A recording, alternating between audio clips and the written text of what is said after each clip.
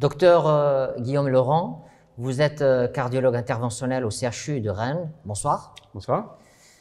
Alors la première question, c'est à la lumière des dernières innovations, quel est le meilleur moyen pour explorer la maladie coronaire de façon anatomique et fonctionnelle?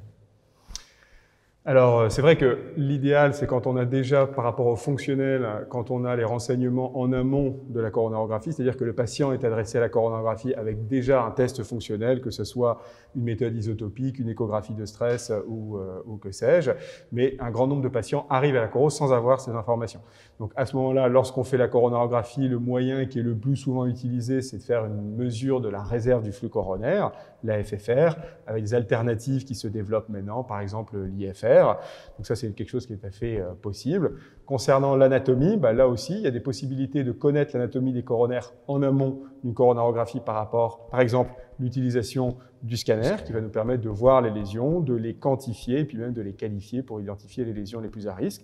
Et puis, lors de la coronarographie, on a possibilité d'utiliser l'imagerie endovasculaire, bien sûr l'IVUS, mais aussi l'OCT, avec des outils de plus en plus fiables, une facilité d'utilisation maintenant avec des logiciels qui vont nous permettre d'interpréter de plus en plus facilement ces imageries. Et puis on a même maintenant possibilité de faire des FFR virtuels, soit en faisant la coronarographie, c'est la QFR, mais sans utilisation d'un guide de FFR, soit même en amont sur les données du scanner, avec injection concomitante d'adénosine. Et donc, on va avoir la FFR CT, qui est très bien corrélée avec les données de la FFR invasive.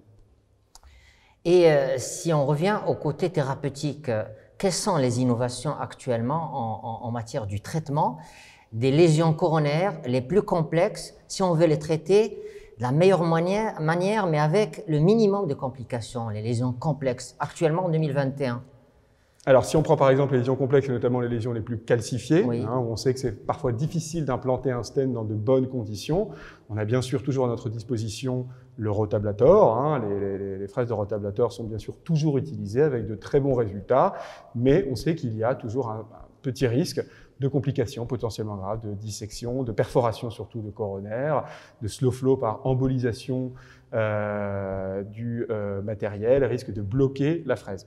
Donc effectivement, depuis quelques mois, il y a maintenant un nouveau système à disposition qui est la lithotripsie intravasculaire, exactement selon le même mécanisme que la lithotripsie utilisée par les urologues. Donc on va induire une onde acoustique qui va en fait fracturer les plaques calcaires, qui va modifier l'architecture de la plaque calcifiée sans toucher à la lumière de l'artère, donc sans risque d'embolisation, sans risque de perforation.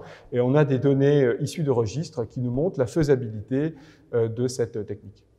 Docteur Guillaume Laurent, merci beaucoup. C'est moi qui vous remercie.